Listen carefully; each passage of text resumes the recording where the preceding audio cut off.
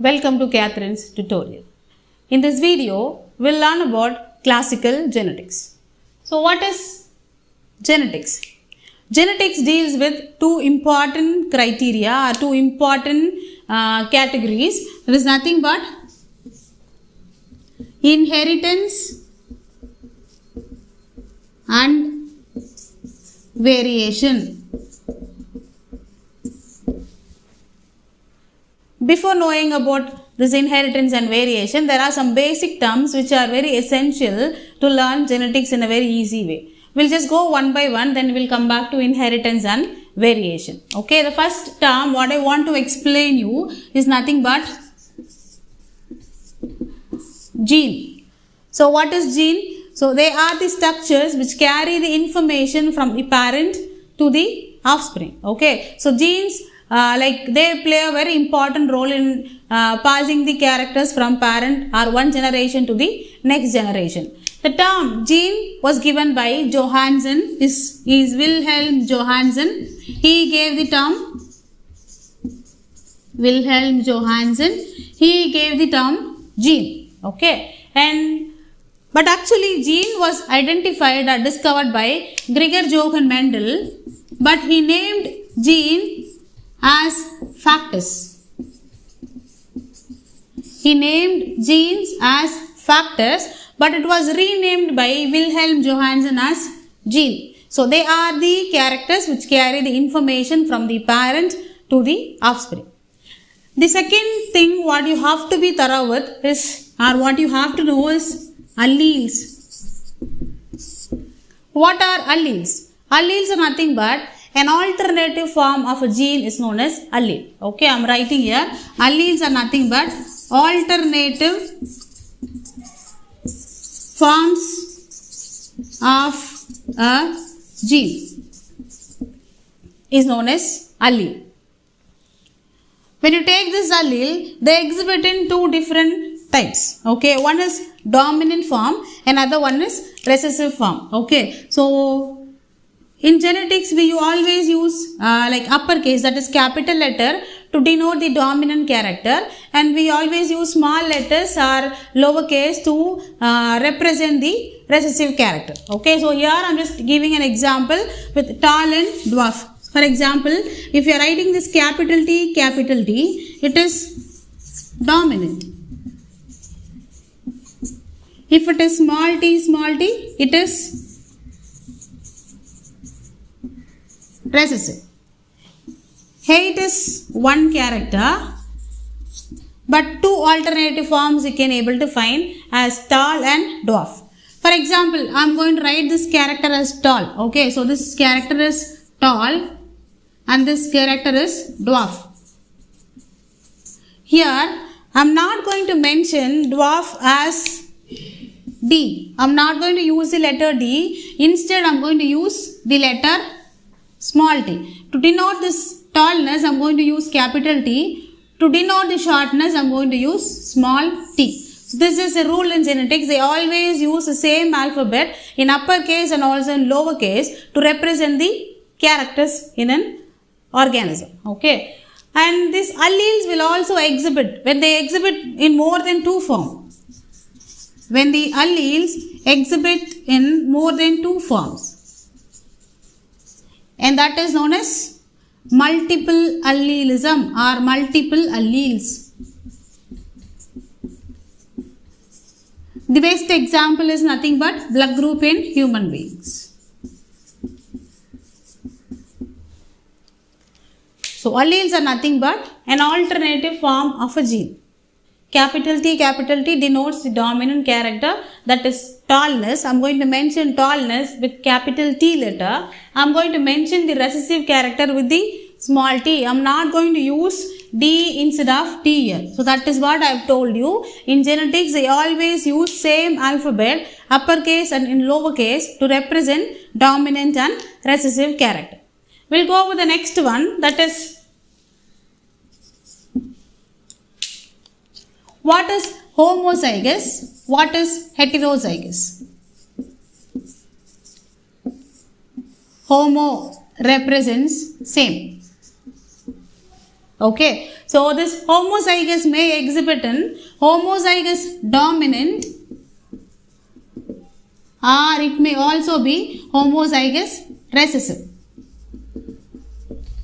If you want to learn with the example, we'll go with the example again with tallness and dwarfness only. Capital T is nothing but homozygous dominant. Homozygous dominant. Okay, if it is small t, it is known as homozygous recessive.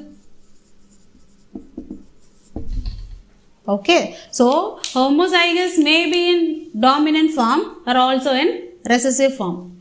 If this capital T is here, it is actually a dominant character, that is tallness. So we are going to mention it as homozygous dominant. Okay, this small t represents the recessive character. That is why it is known as homozygous recessive. Okay, one more type, that is heterozygous.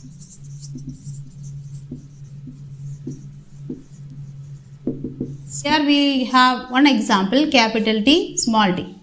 This character represents tallness, this character represents dwarf.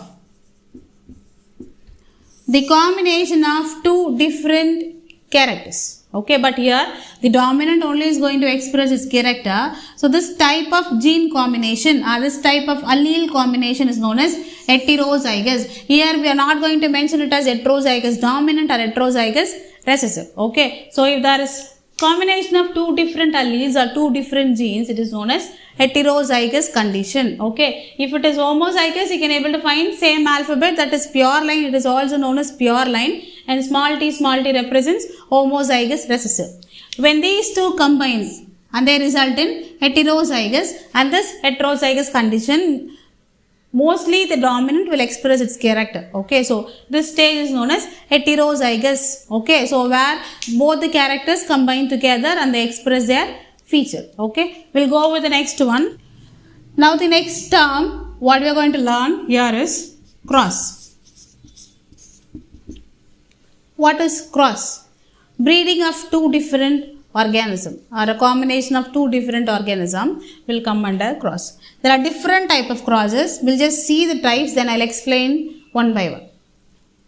Monohybrid cross. Monohybrid cross. If they take single character into account, that will come under monohybrid cross. Example, you can take capital T and small t. They have taken only one character for their experiment. So the character is height. Height, whether it is tall or short. The next one, the next cross is dihybrid cross.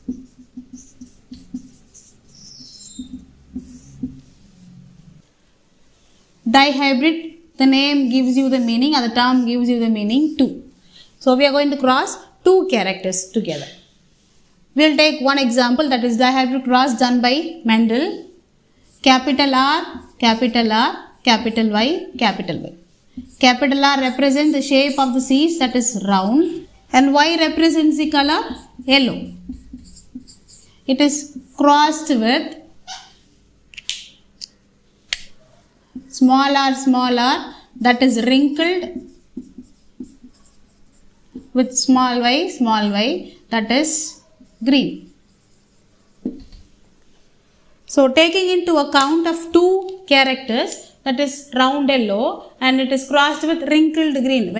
When they take two different characters, if they cross, this type of experiment or this type of crossing is known as dihybrid cross. Even we can able to cross three characters. Okay, that is trihybrid cross. Trihybrid cross. For example, I am taking capital T, that represents the height of an organism. I am going to take seed shape into account, that is capital R, and I am going to take one more character, that is color.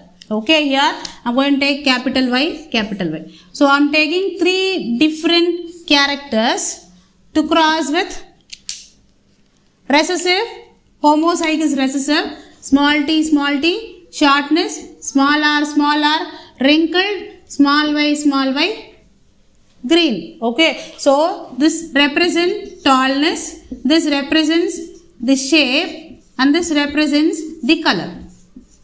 Here we'll write as height. Again, three different characters. If I am taking three different characters, okay, or three different alternate or contrast characters, if I am going to cross with homozygous recessive individual with homozygous dominant one, this type of cross is known as trihybrid cross. There are two more, not two more, it is actually three more, back cross.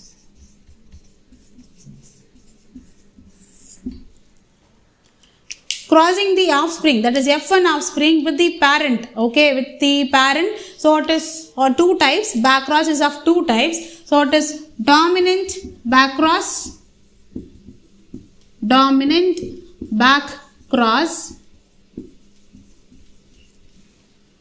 the other cross is recessive back cross.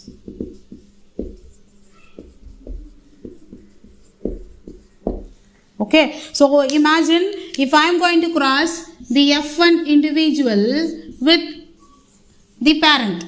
Okay, if the parent is dominant, okay, suppose we'll take example, I'm going to cross capital T, small t with dominant parent. Now it is known as dominant back cross. If I'm going to cross capital T, small t with small t, this type of cross will come under recessive back cross. Okay, so I'm going to cross the F1 offspring with one of the parent type, whether it may be dominant or recessive. This type of cross is known as back cross. The next term we are going to learn is test cross. What is test cross? Crossing of an unknown genotype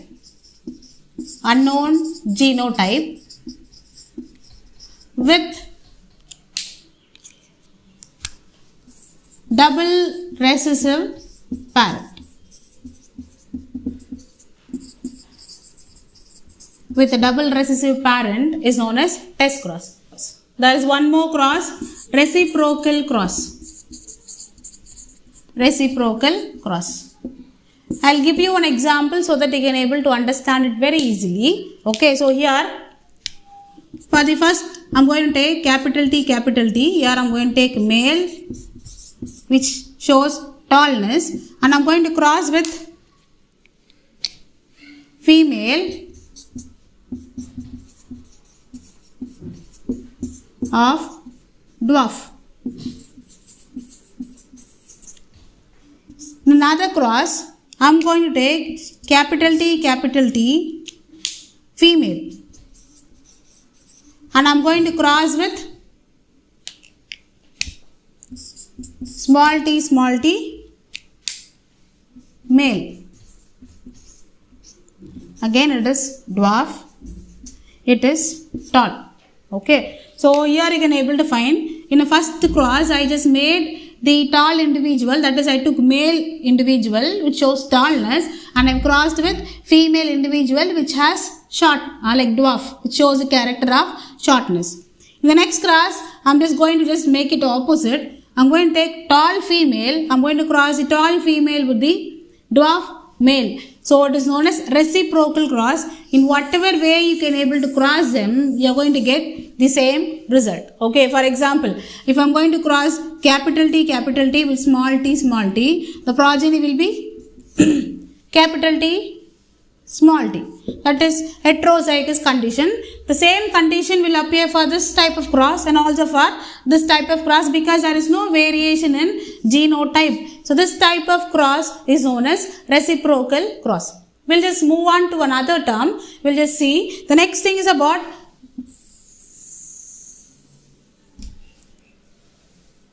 filial. What is filial? We always use the term F1 or F2. To represent the generation, whether it is first generation or whether it is second generation, we use the term filial. This term is actually derived from Latin language, which means son or daughter. So to represent which generation it is, we use the term filial. If it is first generation, we use the term F1. If it is second generation, we use the term F2. If it is third, we use the term F3. Okay. Now we'll move on to another one, that is Punnett square. It was named after an individual, that is a scientist who discovered this method. Okay. So his name is Punnett. So this checkerboard is named as Punnett.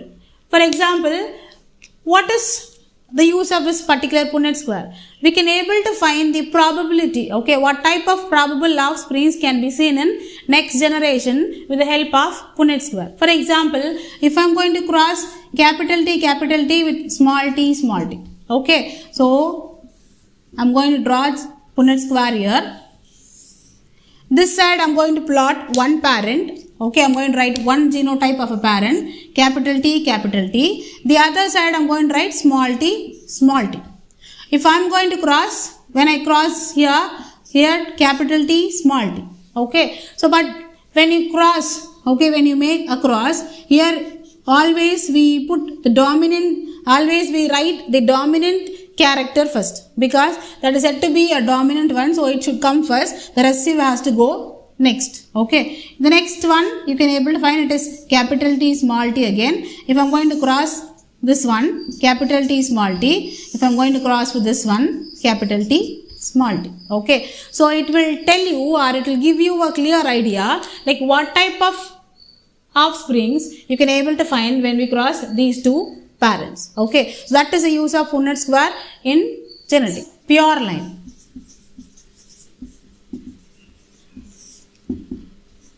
What is pure line? To make a particular character to be pure. Okay, for example, if I want to bring out one character in a pure form, I am going to make this type of crosses. Capital T is crossed with capital T again. Okay, so what happens here, if I am going to self cross them for continuously 5 to 6 generation, the pure character will be obtained. Okay, so this type of forms or this type of characters are known as pure line, where I want to bring out the pure characters. Okay, that is, if I want to segregate a pure characters or the contrasting characters, whether it is dominant or recessive, if I am going to cross them for a continuous 5 generation or 6 generation, their characters are not going to be formed. It will be well defined in the next generation. So this is known as pure line. Okay, now we'll learn about what is phenotypic ratio. I am taking an example. I am going to cross capital T small t with capital T small t. Selfing. Okay, so it is known as selfing. When you cross two like the gametes, okay, together, the offsprings are self cross or selfing அப்படினு சொல்லுவாங்க. Okay, so it is nothing but external appearance. Phenotypic ratio அப்படினு சொன்னா external appearance. I am going to explain it with example. When you are going to cross these two, okay, we'll draw Punnett square where you can able to understand.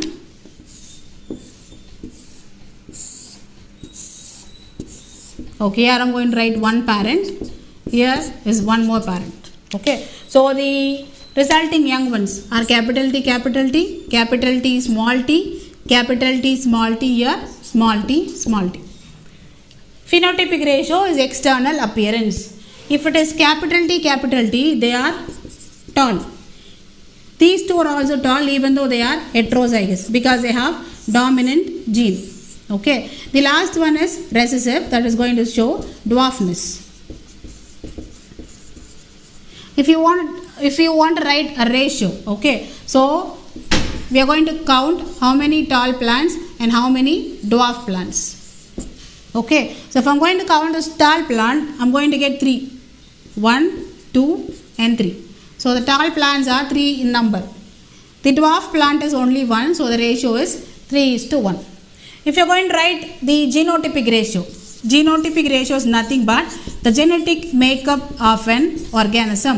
Okay, So it is genetic makeup.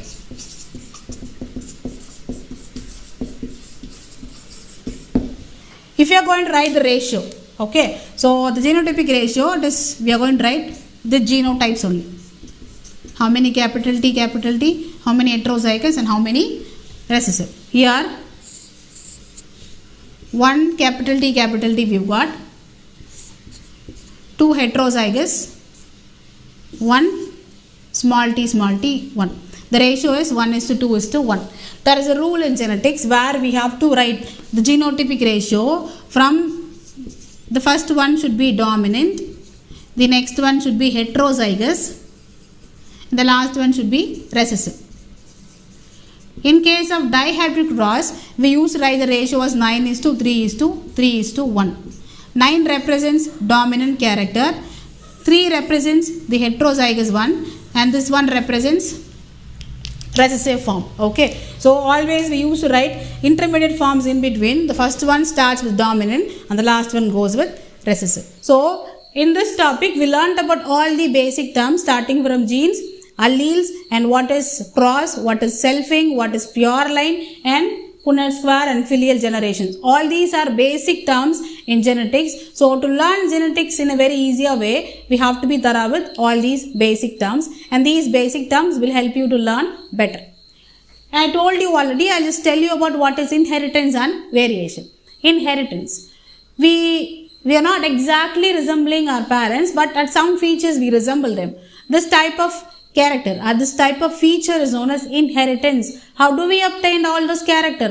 How do we resemble them in 1 or 2 particular characters? It is nothing but the genes which carry the information from the parent to the offspring. Okay, that is known as inheritance. Obtaining the characters from the parent to the offspring. The second word is variation. Even though we obtain characters, we are not Xerox copies of our parent. If you take amoeba divides by binary fission. It divides into 2 forms. It is shapeless. It divides into 2 forms by means of binary fission. You cannot able to find any changes or any structural changes or differences from the mother to the daughter cells. It is nothing but in most of the asexual reproduction, they produce exactly the same kind of organism. It is like there will be no variation, there will be no changes or differences. But in case of sexual reproduction, you can able to find variation, that is changes or differences obtained, and these differences will lead to evolution and they play a major role in evolution of organism. By the next video, we'll learn about Mendel's contribution towards genetics in detail.